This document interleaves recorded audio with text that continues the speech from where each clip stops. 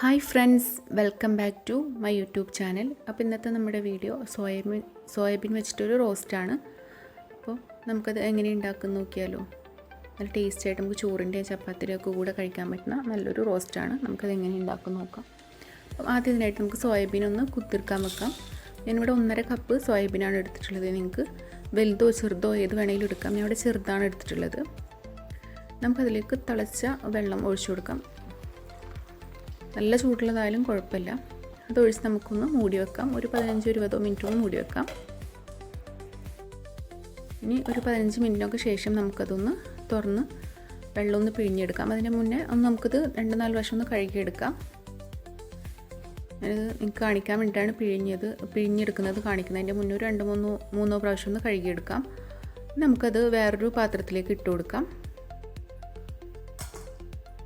ഇനി അതൊന്ന് ചെറുതായിട്ട് നമുക്ക് മാരിനേറ്റ് ചെയ്യണം. അപ്പം ആദ്യം അതിനായിട്ട് ഒരു 1.5 ടീസ്പൂൺ ഇഞ്ചി വെളുത്തുള്ളി പേസ്റ്റ് ചേർത്ത് കൊടുക്കാം. 1 table spoon Kashmiri chilli powder ചേർത്ത് കൊടുക്കാം. പിന്നെ 1 ടീസ്പൂൺ സാദാ എരിവുള്ള മുളക് പൊടി ചേർത്ത് കൊടുക്കാം. ഒരു 1/2 ടീസ്പൂൺ മഞ്ഞൾപ്പൊടി, പിന്നെ ആവശ്യത്തിനുള്ള ഉപ്പ് ഇട്ട് കൊടുക്കാം. പിന്നെ ഒരു 1/4 ടീസ്പൂൺ അടുത്ത് കുരുമുളക് പൊടി, 1/2 ടീസ്പൂൺ ഗരം മസാലയും കൂടി ചേർത്ത് നന്നായിട്ടൊന്ന് മാരിനേറ്റ് ചെയ്യാം. മാരിനേറ്റ് ചെയ്തിട്ടൊരു അരമണിക്കൂറോ 1 മണിക്കൂറോ നമുക്ക് വെക്കാം. കുറച്ച് നേരം വെക്കുന്നതാണ് നല്ലത്. ഒന്നുകൂടെ സോഫ്റ്റ് ആവും. നന്നായിട്ട് മാരിനേറ്റ് നമുക്കിത് കുറച്ച് നേരം മാറ്റി വെക്കാം. ഇനി നമുക്കിത് ഫ്രൈ ചെയ്തെടുക്കാം. അപ്പോൾ ഒരു ചീനച്ചട്ടി വെച്ചിട്ട് അതിലേക്ക് ആവശ്യത്തിനുള്ള ഓയിൽ ഒഴിച്ചു കൊടുക്കാം. നമുക്ക് കുറച്ച് കറിവേപ്പിലൊക്കെ ഇട്ട് കൊടുക്കാം. ഇനി മാരിനേറ്റ് ചെയ്ത് വെച്ചിട്ടുള്ള സോയാബീൻ ചേർത്ത് കൊടുക്കാം. നിങ്ങൾക്ക് വലിയ സോയാബീനും വേണമെങ്കിൽ എടുക്കാം. വലിയ സോയാബീനാണെങ്കിൽ ഒന്നുകൂടെ കട്ട് ചെയ്തിട്ട് ചേർത്താൽ മതി. ഇപ്പോൾ സോയാബീൻ ഒരുപാട് മുരിയണ്ട, ഒന്ന് സോഫ്റ്റായി കിട്ടിയാൽ മതി. അപ്പോൾ ഇവിടെ റെഡി ആയിട്ടുണ്ട്. നമ്മളിത് റോസ്റ്റ് ചെയ്യാണല്ലോ. അപ്പോൾ സോയാബീനൊക്കെ ഇവിടെ റെഡി ആയിട്ടുണ്ട്. നമുക്കിത് എണ്ണയിൽ നിന്ന് കോരി മാറ്റാം. ഇനി വേറൊരു ചീനച്ചട്ടി ഒരു പാൻ വെച്ചിട്ട് അതിലേക്ക് ആവശ്യത്തിനുള്ള വെളിച്ചെണ്ണ ഒഴിച്ചു കൊടുക്കാം. നിങ്ങൾക്ക് സെയിം ഓയിൽ വേണമെങ്കിൽ അത് ഒഴിച്ചു കൊടുക്കാം. ഇനി കുറച്ച് കറിവേപ്പില ഇട്ട് കൊടുക്കാം. ഇനി ഒരു 2 വലിയ സവാളയാണ് ഞാൻ ചേർത്ത് കൊടുത്തിട്ടുള്ളത്. നീളത്തിൽ അരിഞ്ഞിട്ടുള്ളതാണ്. നന്നായിട്ടൊന്ന് വഴറ്റി കൊടുക്കാം. നിങ്ങൾക്ക് കൂടുതൽ മസാല വേണമെന്നുണ്ടെങ്കിൽ കൂടുതൽ സവാള ചേർത്ത് കൊടുക്കാം. ഇനി അതിനാവശ്യമായിട്ടുള്ള ഉപ്പ് ചേർത്ത് കൊടുക്കാം. മസാലയ്ക്ക് ആവശ്യമായിട്ടുള്ള ഉപ്പ് ചേർത്ത് കൊടുക്കാം. നന്നായിട്ട് വഴറ്റി കൊടുക്കാം. ഇനി നമുക്ക് കുറച്ച് ഫ്രൈ ചെയ്ത ഓയിൽ ഉണ്ടായിരുന്നു, അതുകൂടെ ഞാൻ ചേർത്ത് കൊടുത്തിട്ടുണ്ട്. നന്നായിട്ടൊന്ന് വഴറ്റി കൊടുക്കാം. ഇപ്പോൾ സവാളൊക്കെ ഒന്ന് സോഫ്റ്റായിട്ട് വന്നിട്ടുണ്ട്. ഇനി ഇതിലേക്ക് ഇഞ്ചി വെളുത്തുള്ളി ചതച്ചത് ചേർത്ത് കൊടുക്കാം. ഒരു 2 ടീസ്പൂണാണ് ചേർത്ത് കൊടുത്തിട്ടുള്ളത്.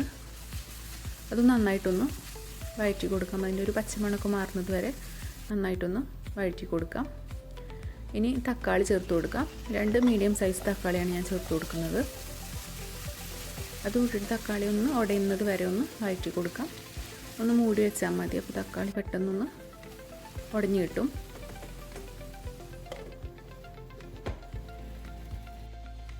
ഇപ്പോൾ തക്കാളിയൊക്കെ ഇവിടെ ഒന്ന് നന്നായിട്ട് ഉടഞ്ഞു വന്നിട്ടുണ്ട്.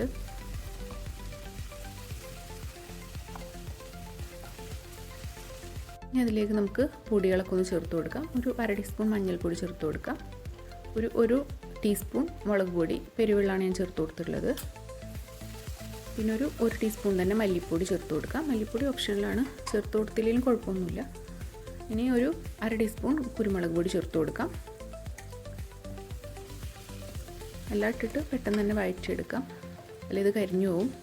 ഇനി ഒരു 1/2 ടീസ്പൂൺ തന്നെ ഗരം മസാലപ്പൊടി കൂടെ ചേർത്ത് കൊടുക്കാം. നമുക്ക് കുറച്ച് സോസ് ചേർത്ത് കൊടുക്കാം. ഒരു ടേബിൾ സ്പൂൺ സോസ് ഞാൻ ചേർത്ത് കൊടുത്തിട്ടുണ്ട്.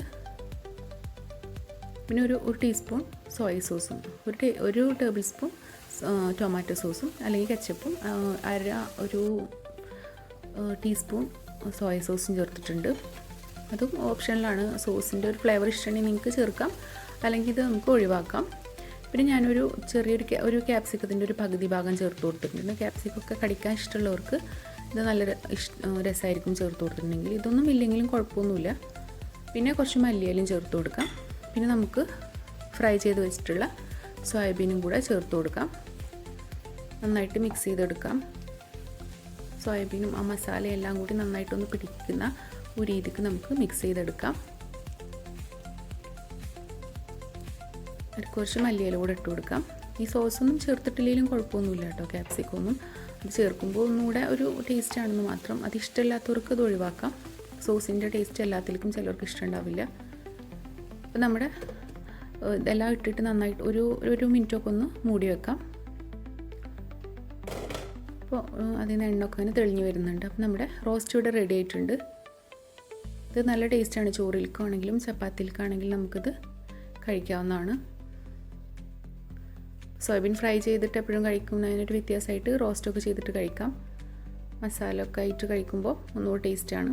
അപ്പോൾ എല്ലാവരും ഒന്ന് ട്രൈ ചെയ്ത് നോക്കുക. അത്ര ബുദ്ധിമുട്ടൊന്നുമില്ല ഉണ്ടാക്കാൻ, പെട്ടെന്ന് തന്നെ നമുക്ക് ഉണ്ടാക്കിയെടുക്കാം. നമുക്ക് രാവിലെ തന്നെ ബ്രേക്ക്ഫാസ്റ്റിൻ്റെ കൂടെ ചപ്പാത്തി, ദോശയുടെ കൂടെ കഴിക്കാം. പിന്നെ ചോറിൻ്റെ കൂടെ, നെയ്ച്ചോറിൻ്റെ കൂടെ വേണമെങ്കിലും കഴിക്കാം.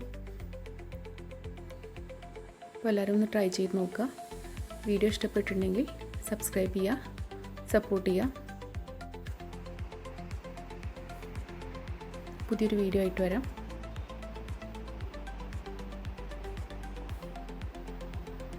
Thank you.